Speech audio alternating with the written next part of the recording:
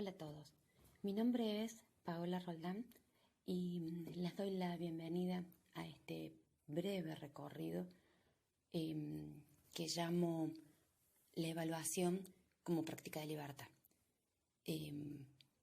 Podría ser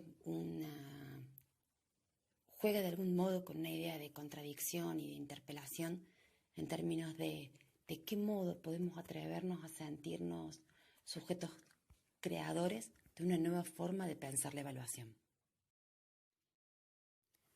Voy a iniciar con una invitación a mirar la evaluación desde la complejidad.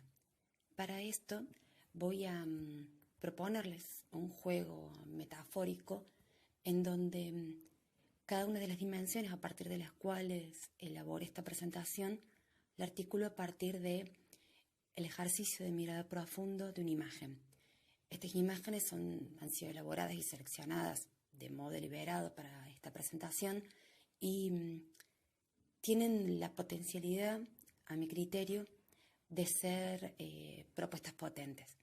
En este sentido, me parece que la imagen, una buena imagen, cuando es interesante, dice Didier Huberman, que es quien tienen en la cita, es muy difícil de entender y no es sencilla a primera vista.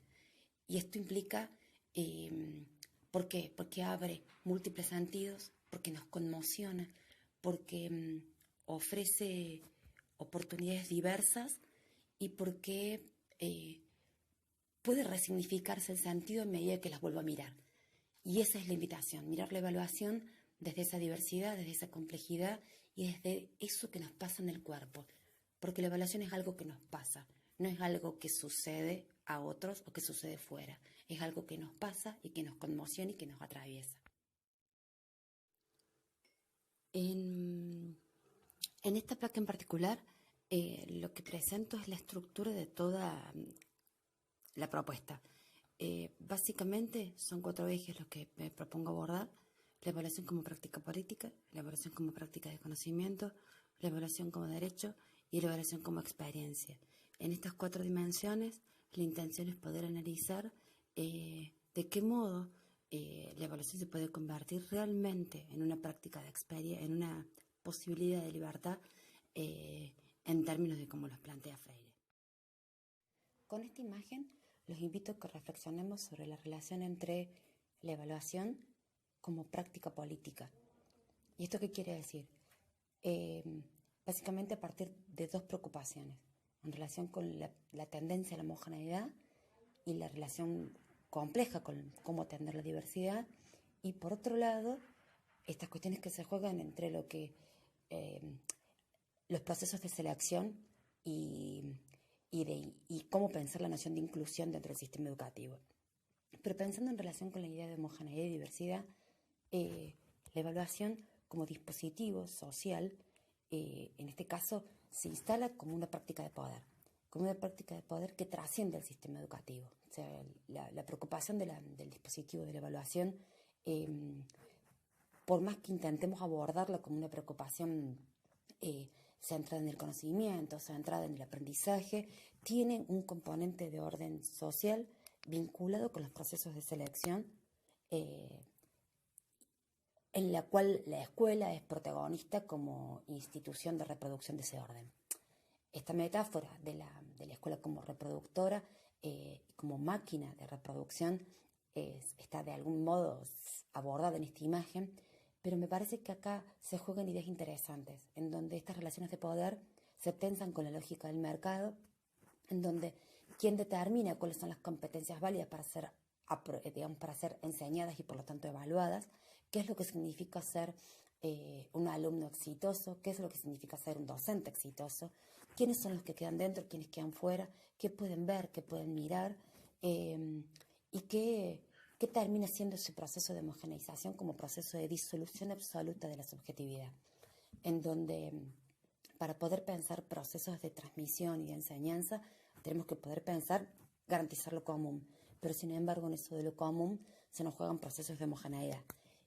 Cuando pensamos instrumentos de evaluación asociados a un solo instrumento de evaluación para el mismo tipo de sujetos. Lo que estamos haciendo es garantizar solamente la reproducción.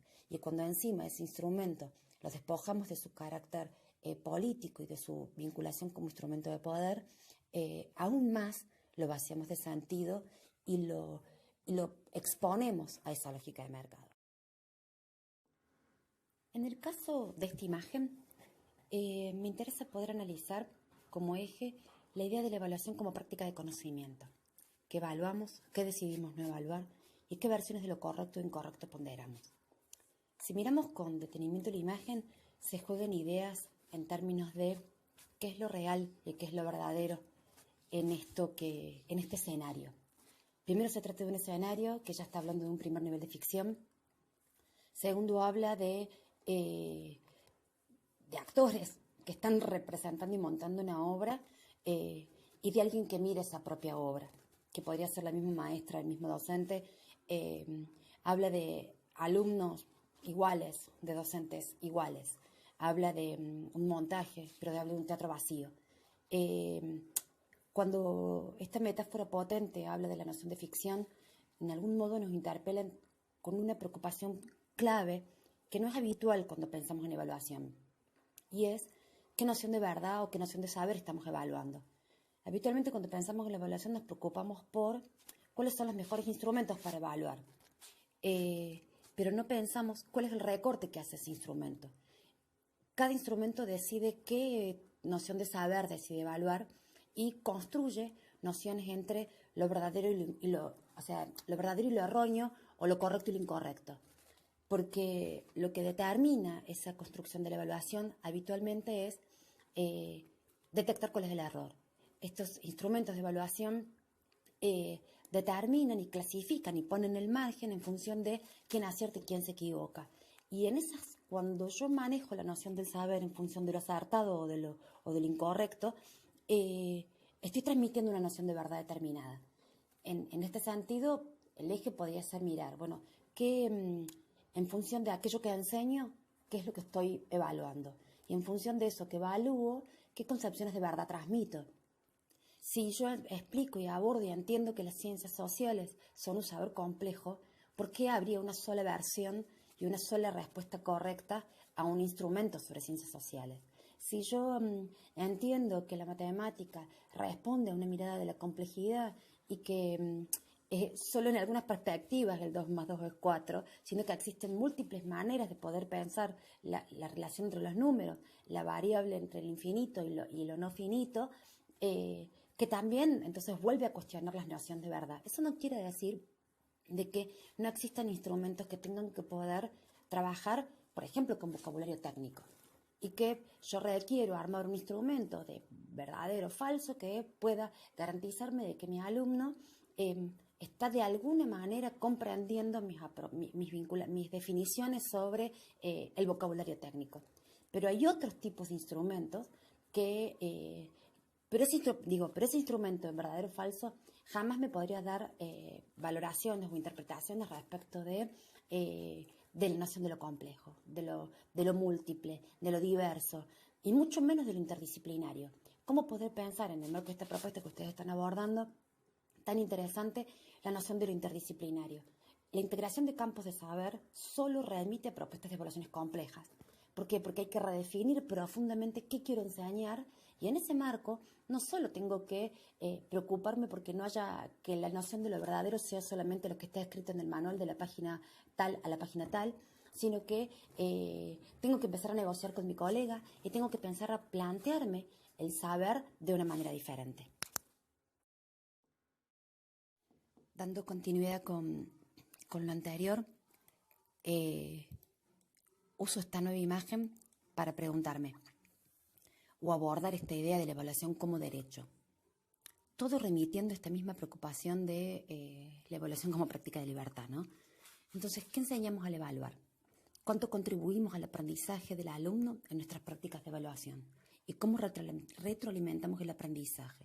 Es decir, ¿de qué modo nos atrevemos a pensar en la evaluación no como un dar cuenta de, sino como un derecho de quien aprende a entender qué está pasando con su propio proceso de aprendizaje? Y en ese sentido creo que esta imagen nos convoca a pensarnos en esa construcción de lo vincular.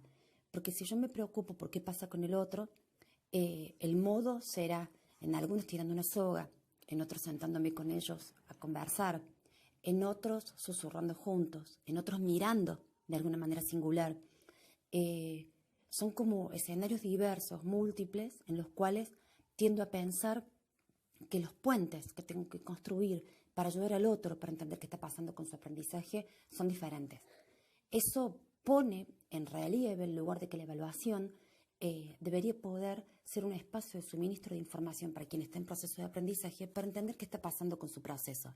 Y eso significa que cuando yo construyo la nota que le atribuyo a ese instrumento, más que decir un 8, porque responde a tal característica, lo que tengo que poder argumentar es o hipotetizar qué pasó con ese proceso de elaboración de ese alumno que llegó al 8 y no pudo producir en función de lo que yo definí como un 10. Y poder darle pistas para que yo como experto que entiendo la problemática del campo de conocimiento que estoy enseñando, darle puentes para que el otro pueda comprender qué es lo que está pasando con su propio proceso. Entonces, el ejercicio es sumamente complejo porque requiere, por un lado, pensar que si la evaluación es un derecho, implica que yo tengo que transparentar de modo lo más transparente, valga la redundancia, posible, cuáles van a ser mis criterios de evaluación. Que no alcanza con decir que mis criterios de evaluación serán que la presentación sea correcta, sea prolija, que se use el vocabulario técnico y que dé cuenta de las nociones conceptuales centrales que estuvimos trabajando, sino que en el criterio de evaluación tengo que poder transparentar de qué modo yo voy a construir esa ponderación. ¿Qué significa para mí hacer una buena relación conceptual? De algún modo ese criterio de evaluación tendría que ser tan transparente que justamente lo tengo que pensar en el mismo momento en que empiezo a pensar cómo lo estoy enseñando.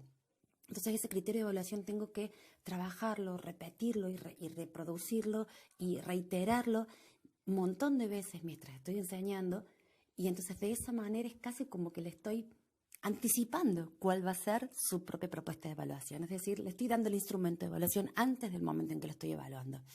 Y ahí es cuando la evaluación no se convierte en un espacio de sorpresa, sino que la evaluación es realmente parte de la propuesta de enseñanza, como dice Edith Lidwin.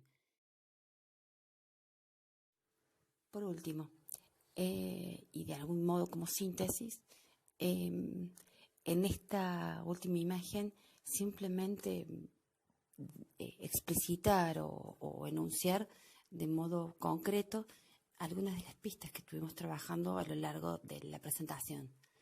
En esta propuesta de poder pensar la evaluación como práctica de libertad y como derecho de quien aprende, ¿qué recomendaciones, qué recaudos, qué miradas para poder pensar en el hacer cotidiano? Básicamente poder pensar de que la evaluación tiene que ser un espacio público, transparente, donde los criterios de evaluación tienen que ser compartidos desde el inicio. Tiene que convertirse en una oportunidad para que el que esté aprendiendo entienda qué está pasando con su propio proceso, y para eso es central la devolución del docente. Tiene que convertirse en un espacio de construcción colectiva que habilite la mirada entre pares, que habilite la mirada entre los alumnos y que habilite la mirada de la sensación de que cualquiera puede aportar sobre mi propio proceso de aprendizaje, incluso mi propia mirada. Y fundamentalmente tiene que ser una oportunidad para el docente para poder mirarse de alguna manera en un espejo y poder sentir de que a medida que yo evalúo a otros, básicamente lo que estoy haciendo es me estoy evaluando. Por último, para cerrar, compartir con una frase de Ferrer Cerveró sobre lo que implica el ejercicio de la mirada. El ejercicio de la mirada propia o de la reflexión o de lo que ella llama el crisisarse, es decir, de poder pensar mi propia práctica docente como un ejercicio permanente de crisis. Sostiene, quien no se extraña, quien no se deja atrapar por la pregunta, cautivar por el misterio, no aprende.